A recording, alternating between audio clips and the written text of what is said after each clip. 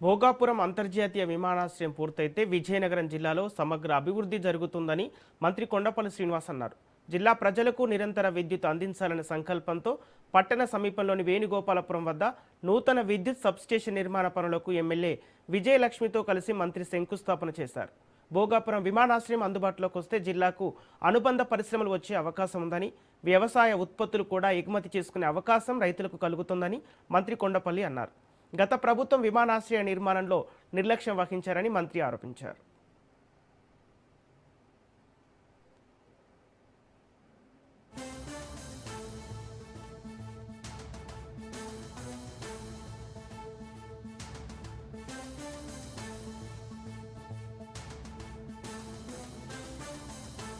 Airport complete చేస్తే ఈ ప్రాంతం అంతా కూడా అభివృద్ధి బాట జరుగుతుంది.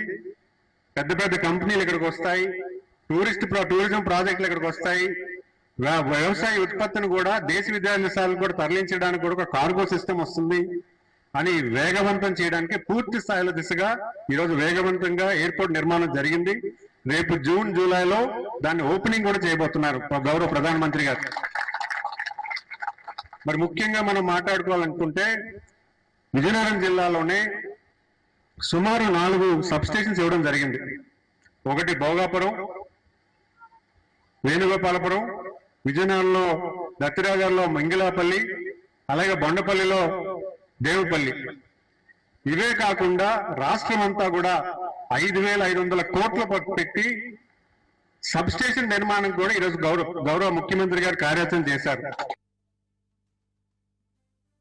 ఎయిర్పోర్ట్ కంప్లీట్ చేస్తే ఈ ప్రాంతం అంతా కూడా అభివృద్ధి బాట జరుగుతుంది.